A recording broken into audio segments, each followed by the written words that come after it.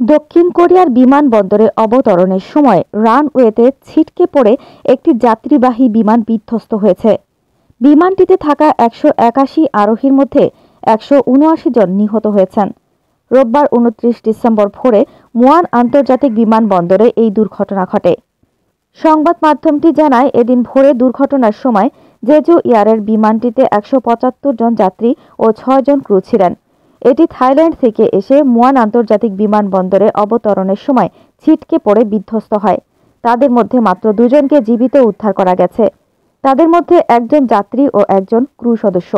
বাকি ১৭৯ জন নিহত হয়েছেন। স্থানীয় ফায়ার সার্ভিসের প্রধানের বরাত দিয়ে রয়টার্স জানিয়েছে, দুর্ঘটনাস্থলের আগুন নেভানো হয়েছে। এছাড়া বিমানের পেছনের অংশ থেকে 2 ক্রু সদস্যকে উদ্ধার করা হয়েছে। তাদের মধ্যে একজন পুরুষ ও একজন নারী রয়েছে। দক্ষিণ কোরিয়ার সংবাদ সংস্থা ইয়ানহাপ জানিয়েছে, ধারণা করা হচ্ছে দেশের দক্ষিণ পশ্চিম বিমানবন্দরে অবতরণের চেষ্টা করার সময় পাখির সাথে সংঘর্ষের ফলে ল্যান্ডিং গিয়ারের ত্রুটির কারণে দুর্ঘটনাটি ঘটেছে। উদ্ধার হওয়া 2 জন ছাড়া উড়োজাহাজটির সব যাত্রী নিহত হয়েছেন। এই ঘটনার ছড়িয়ে পড়া ভিডিওতে দেখা গেছে, বিধ্বস্ত বিমানটির পেছনের অংশে উদ্ধার কাজ করে যাচ্ছে কর্তৃপক্ষ। বিমানটির বিভিন্ন অংশে আগুন জ্বলতে ও ধোঁয়া বের হতে দেখা গেছে। দক্ষিণ কোরিয়ার ভারপ্রাপ্ত প্রেসিডেন্ট চোই সাং মকের দপ্তর জানিয়েছে, প্রেসিডেন্ট যথাযথভাবে উদ্ধার কার্যক্রম পরিচালনার নির্দেশ দিয়েছেন।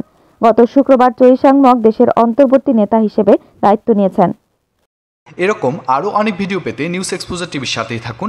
চ্যানেলটি সাবস্ক্রাইব করুন এবং সাথে বেল আইকনটি বাজিয়ে দিন। আসসালামু আলাইকুম।